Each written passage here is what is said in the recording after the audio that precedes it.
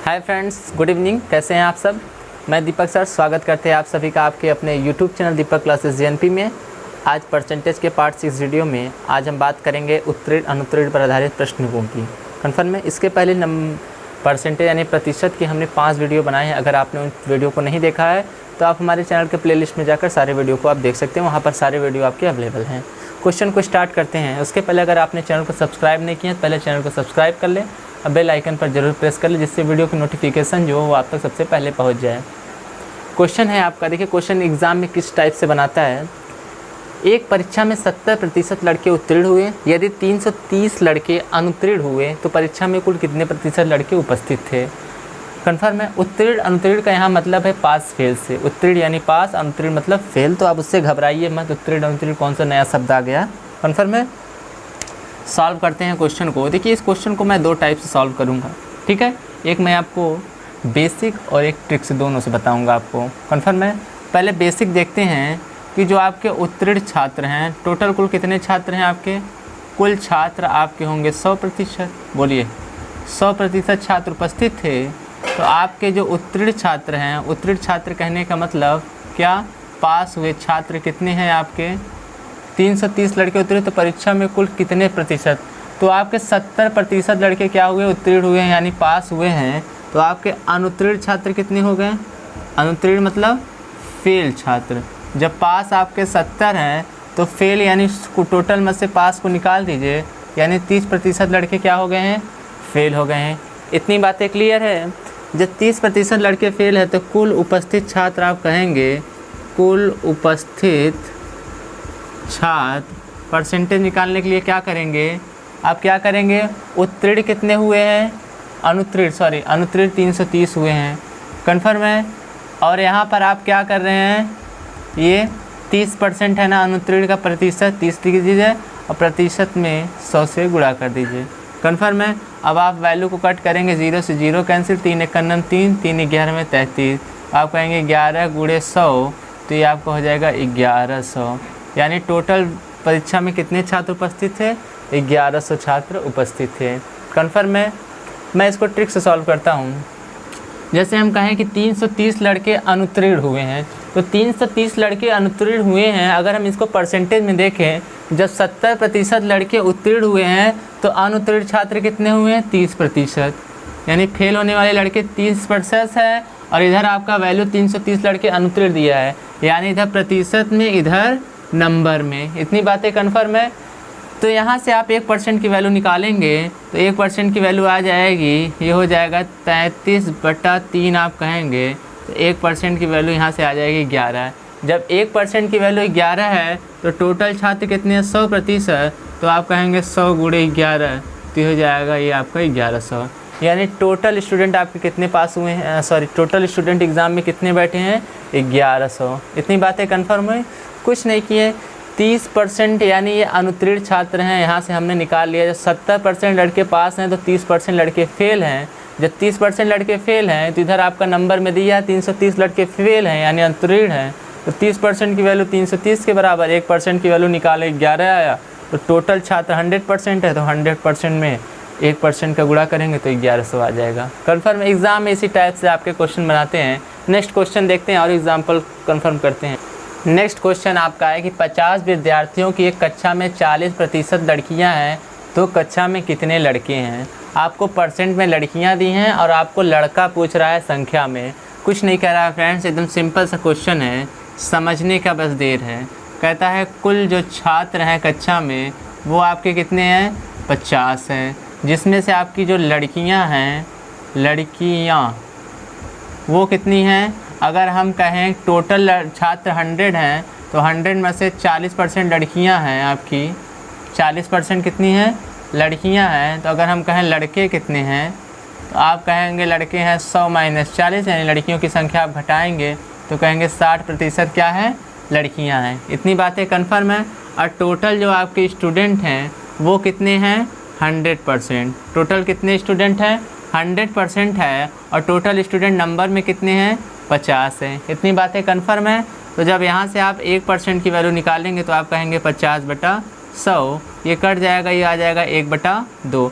जब 1% की वैल्यू 1/2 है तो कक्षा में कितने लड़के हैं आपको पूछ रहा है। तो लड़के कितने हैं आपके 60%। कितने लड़के हैं 60%। जब 1% की वैल्यू 1/2 है तो 60% की वैल्यू 60 गुणे 1/2 करेंगे तो ये हो जाएगा 30। यानी कक्षा में कुल कितने लड़के हैं आपके 30 लड़के हैं। जब लड़के 30 हैं तो लड़कियां कितनी होंगी आपकी 20 हो जाएंगी। आप वैसे भी निकाल सकते हैं, या तो आप कह सकते हैं 40% की वैल्यू अगर आप निकालेंगे तो कहेंगे 40 गुणे 1/2 काटेंगे तो ये आपका जाएगा 20। यानी कक्षा में लड़कियां कितनी हैं 20 हैं और लड़के कितना है 30 हैं।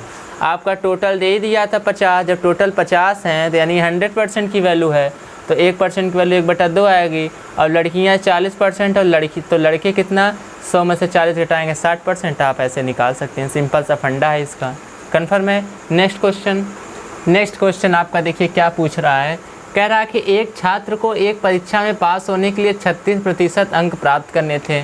कितने प्रतिशत अंक प्राप्त करने थे 36% अंक प्राप्त करने थे। लेकिन होता क्या है उसने 24% अंक प्राप्त किए। पाना था 36%, पा गए भाई साहब 24%। और भाई साहब 9 अंकों से क्या हो गए फेल हो गए। तो बताइए पूर्णांक ज्ञात कीजिए। यानी परीक्षा का टोटल नंबर यानी कितने में कॉपी चेक हुई है वो आपको ज्ञात करना है। तो क्वेश्चन बहुत ही ईजी है, बस समझने का फंडा आपका सही होना चाहिए। तो मान लेते हैं परीक्षा का जो टोटल पूर्णांक है वो आपका कितना है 100%। कितना मान लेते हैं 100%। कन्फर्म है। जो चीज़ें आपको पता करना है आप उसे मान लिए कि टोटल पूर्णांक आपका 100% है। अब भाई साहब जो हैं उनको पास होने के लिए 36% की ज़रूरत थी, लेकिन भाई साहब क्या होते हैं 36% की जगह न होकर भाई साहब 24% अंक पाते हैं। कन्फर्म है। अब भाई साहब को एग्ज़ाम में पास होने के लिए जब भाई साहब 9 अंक से फेल हो गए हैं तो 24% में अगर इनको 9 नंबर और दे दिया जाए तो भाई साहब क्या हो जाएंगे पास हो जाएंगे। इतनी बातें कन्फर्म है। ये आपका मिनिमम पास मार्किंग है और ये भाई साहब 24% पाएँ। अब इनको पास करने के लिए हम 9 नंबर इनको दे दें तो ये पास हो जाएंगे। तब दोनों वैल्यू को हम क्या कर दें इक्वल कर दें, क्योंकि पास दोनों वैल्यू है। कन्फर्म है। तो यहाँ से अब हम क्या करेंगे प्रतिशत को एक तरफ करेंगे तो आप कहेंगे 36% माइनस 24% इज इक्वल टू 9। तो अब यहाँ से कहेंगे 36 में से आपका 9 जाएगा तो आपको कितना बचेगा 12% इज इक्वल टू 9। अब यहाँ से आप 1% की वैल्यू निकालेंगे, कहेंगे 9/12 तो ये हो जाएगा 3 त्रिका 9 3 चौ 12 3/4। जब 1% की वैल्यू 3/4 है तो आप कुल पूर्णांक माने हैं दोस्तों कितना 100%। और जब आपको 1% की वैल्यू पता चल गई तो आप कहेंगे 100% मतलब 100 गुणे 3/4। बोलिए समझ में आई बात। तो आप कहेंगे 4 × 9 4 4 25 में 100 तो कहेंगे 25 × 75। यानी परीक्षा का टोटल पूर्णांक आपका कितना है 75 नंबर है। इतनी बातें कन्फर्म है। अब आप यहाँ से क्या कर सकते हैं किसी भी नंबर का निकाल सकते हैं। अगर पूछे कि परीक्षा में पास होने के लिए कितना वैल्यू था और जब आपको 1% की वैल्यू पता चल गई तो 36% प्राप्त करना था तो आप कहेंगे 36 गुणे 3/4 ये हो जाएगा 4 × 9 36। यानी परीक्षा में पास होने के लिए मिनिमम यानी अधिकतम कितना अंक प्राप्त करना 27 नंबर प्राप्त करना था। लेकिन भाई साहब 24% पाए हैं, यानी 24 में अगर आप 3/4 का गुणा करेंगे तो कहेंगे 4 यानी 6 त्रिक 18। यानी वो 27 का जगह कितना नंबर पाए हैं 18 नंबर। अब 18 में जब आप 9 जोड़ेंगे तो 27 आएगा। तो मतलब आपको अगर 1% के कहने का मतलब पहले आप क्या किया करिए इस टाइप की क्वेश्चन में 1% की वैल्यू निकाला करिए, उसके बाद जैसा क्वेश्चन वैसा उत्तर आप लाकर खड़ा कर देंगे। इतनी बातें क्लियर है। तो ये सब चीज़ें आपको पूछा नहीं था, बस पूछा था कुछ टोटल पूर्णांक तो हम 100% मान के ये 36% पास था 24% प्राप्त किए थे 9 नंबर दे के इन्हें पास कर दिए। 1% की वैल्यू निकाल के कुल पूर्णांक की वैल्यू हम निकाल दी। कन्फर्म है। हम यहाँ इसलिए ये सब चीज़ें बता दी। अगर दूसरे टाइप से अगर आपका क्वेश्चन पूछ रहा है तब भी आप उससे घबराइएगा मत, आप इस टाइप से क्वेश्चन को कर सकते हैं। इतनी बातें क्लियर है। नेक्स्ट आपका क्वेश्चन है, नेक्स्ट है आपका देखिए टाइप कैसे क्वेश्चन है। कहता है कि किसी परीक्षा में 40% विद्यार्थी हिंदी में, 80% विद्यार्थी विज्ञान में उत्तीर्ण हो जाते हैं यानी पास हो जाते हैं। यदि दोनों को मिलाकर 40% विद्यार्थी फेल हो गए तो बताइए दोनों को मिलाकर कितने प्रतिशत पास हुए। यानी दोनों सब्जेक्ट में फेल होने वाले की संख्या 40% है तो दोनों सब्जेक्ट में फेल होने वाले तो क्या कह रहा है, यदि दोनों को मिलाकर 40% विद्यार्थी फेल हुए हैं तो दोनों मिलाकर कितने प्रतिशत प्राप्त हुए हैं, यानी दोनों सब्जेक्ट में पास होने वाले का आपका परसेंटेज पूछ रहा है। तो हम मान लेते हैं ये आपका है हिंदी सब्जेक्ट और ये है आपका ये आपका है हिंदी सब्जेक्ट और ये है आपका साइंस सब्जेक्ट यानी विज्ञान सब्जेक्ट। इसमें जो पास हुए हैं वो आपके कितने पास हुए हैं, किसी परीक्षा में विद्यार्थी हिंदी में, तो हिंदी में पास होने वाले कितने हैं 40%, तो फेल कितने हुए हैं आपके 60%। और विज्ञान में आपके 80% जब पास हुए हैं तो फेल कितने हुए हैं 20%। ठीक है, ये अकॉर्डिंग टू क्वेश्चन है। अब हम कहें फेल जो हुए हैं आपके दोनों 60, 20, 80% और आपको क्वेश्चन में दिया दोनों को मिलाकर कितने प्रतिशत विद्यार्थी फेल हुए हैं 40%। तो 80 में से आप 40 घटाएंगे तो ओवरऑल आएगा आपका 40%, यानी दोनों सब्जेक्ट में फेल होने वाले विद्यार्थियों की संख्या कितनी है 40% है। तो सीधा सीधा परीक्षा में 100% बच्चे बैठे हैं, तो जब दोनों में फेल होने वाले बच्चे 40% हैं तो दोनों विषय में पास होने वाले कितने हैं आपके, कहेंगे 100 माइनस 40%, तो कहेंगे आप 60%, यानी 60% दोनों विषय में पास होने वाले बच्चों की संख्या है। यही आपका राइट आंसर है। बातें क्लियर है, कुछ नहीं करना है आपको, एकदम सिंपल सा। 40% पास हुए तो 60% फेल। साइंस में जब 80% बच्चे पास हो रहे हैं तो 20% बच्चे फेल, दोनों का ऐड करेंगे 80%। क्वेश्चन में दे रहा है 40% विद्यार्थी दोनों में फेल हो गए, माइनस करेंगे तो आपका आएगा 40%। तो 40% बच्चे दोनों में फेल हो रहे हैं तो दोनों विषय में जब पास होंगे तो बच्चे तो एग्ज़ाम में 100% बैठे हैं। जब 40% दोनों में फेल हो रहे हैं तो दोनों में पास होने वाला सीधा सा फंडा 100 माइनस 40 यानी 60%। कन्फर्म है। नेक्स्ट है आपका क्वेश्चन। नेक्स्ट क्वेश्चन आपका है कि उसी टाइप का है जो मैंने टाइप थर्ड आपको बताया, उसी से रिलेट है, मैंने सिर्फ वैल्यू को चेंज कर दिया है। एक क्वेश्चन उस पर और ले लेते हैं। कह रहा कि किसी परीक्षा में 75% विद्यार्थी अंग्रेजी में और 60% विद्यार्थी जो हैं गणित में फेल हो जाते हैं, पास हो जाते हैं। उत्तीर्ण मतलब पास हुए हैं। तो यदि दोनों को मिलाकर 20% विद्यार्थी फेल आउट हो गए हैं तो दोनों को मिलाकर कितने प्रतिशत पास हुए हैं, यानी पास आउट परसेंटेज पूछ रहा है। तो आपका जो सब्जेक्ट है वो है आपका इंग्लिश और सेकंड सब्जेक्ट क्या है आपका मैथ्स। कन्फर्म है। तो पास जो हुए हैं इंग्लिश में वो हैं आपके 75%। जब पास हुए हैं 75% तो फेल कितने हुए हैं 25%। और जब मैथ्स में आपके 60% स्टूडेंट पास आउट हो रहे हैं तो फेल कितने होंगे 40%। दोनों वैल्यू को जोड़ेंगे आप कहेंगे 65%। 65% अब दोनों विषय में फेल कितने हो रहे हैं 20%, तो फेल हो रहे हैं 20%, तो आप माइनस करेंगे तो ये आ जाएगा 45%। यानी दोनों विषय में फेल होने वाले बच्चों की संख्या कितनी है 45%। जब दोनों विषय में फेल होने वाले बच्चों की संख्या है 45%, तो पास होने वाले के मतलब 100 माइनस 45%, तो आप कहेंगे 55%। यानी दोनों विषयों में पास होने वाले बच्चों की संख्या कितनी है 55%। अब समझ में आया आपको कॉन्सेप्ट है क्या कॉन्सेप्ट। यहीं से अगर क्वेश्चन आपको दे दोस्तों कि किसी परीक्षा में 75% विद्यार्थी अंग्रेजी में 60 गणित में उत्तीर्ण हुए, यदि दोनों को मिलाकर 20% विद्यार्थी क्या हो गए फेल ना होकर पास हो गए, तो बताइए कितने प्रतिशत विद्यार्थी फेल हुए हैं। तो आप क्या करेंगे इस वैल्यू को जोड़ेंगे, कहेंगे 135 आ रहा है। कन्फर्म है 135 आ रहा है। तो आप कहेंगे यहाँ पे 40 दिया हो या 50 दिया हो या 60 दिया हो, तो क्या करेंगे जैसे कि दे दिया 40% विद्यार्थी क्या हो गए हैं पास हो गए हैं, तो आप इसी में से 40% वैल्यू निकाल लेंगे। उसके बाद जितनी वैल्यू आएगी उसको 100 में से आप क्या करेंगे माइनस कर लेंगे। जैसे यहाँ कितनी वैल्यू आएगी लगभग आपकी नियर अबाउट आपकी आएगी 35 यानी 95 आएगी। 95 जब आ रही है तो फेल कितने हुए 95। जब टोटल लड़के पास हो जा रहे हैं तो फेल कितने होंगे, तो 100 में से आप पास वाले के निकालेंगे 95%, यानी टोटल फेल होने वाली की संख्या कितनी हो जाएगी 5%। आप क्वेश्चन का तरीका बस आप स्टैंडर्ड जानते रहिए, कॉन्सेप्ट जानते रहे, बाकी क्वेश्चन चाहे जिस टाइप से बनाए आप क्वेश्चन को सॉल्व कर सकते हैं।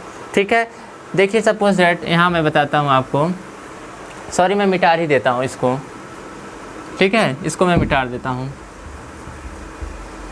देखिए जैसे एग्ज़ाम में क्या कहे कि आपके जो है विद्यार्थी 75% विद्यार्थी क्या हो गए हैं पास हो गए हैं, और 25% जब फेल हो जाएंगे, और 60% आपके गणित में पास हो गए और 40% तब फेल होंगे। अब यहाँ कहे कि 20% विद्यार्थी फेल ना होकर क्या हो गए पास हो गए। तो जब पास होंगे दोनों को वैल्यू को जोड़ेंगे कहेंगे 135%, दोनों में क्या हो जा रहे हैं फेल ना होकर क्या हो जा रहे हैं आप पास हो जा रहे हैं। तो दोनों में पास फेल होने वाले का आपसे पूछ ले, ठीक है, कुछ इस तरह से क्वेश्चन आपका पूछे तो आप कहेंगे जब दोनों में पास हुए हैं 20 तो 20 इसी में से घटाएंगे तो ये आपका आएगा 115%। कितना आएगा? 115% बच्चे क्या है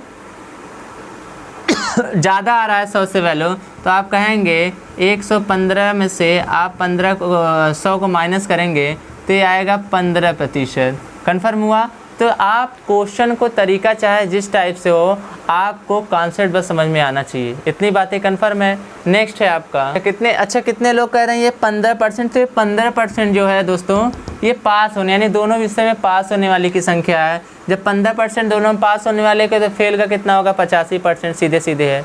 एक क्वेश्चन हम और लेते हैं। चलिए नेक्स्ट क्वेश्चन देखिए। कहता है किसी परीक्षा में 60% विद्यार्थी अंग्रेजी में तथा 70% विद्यार्थी गणित में उत्तीर्ण हो जाते हैं यानी पास हो जाते हैं। कन्फर्म है? आगे कह रहा कि यदि 20% विद्यार्थी दोनों में अनुत्तीर्ण रहते हैं यानी फेल रहते हैं तथा 2500 विद्यार्थी दोनों विषयों में उत्तीर्ण रहते हैं यानी पास रहते हैं। यहाँ परसेंट में दिया है दोनों विषयों में उत्तीर्ण होने वाले का, यहाँ नंबर में दिया है उत्तीर्ण होने वाले का दोनों विषयों में। तो विद्यार्थियों यानी परीक्षार्थियों की संख्या बताइए यानी विद्यार्थी की संख्या बताइए टोटल।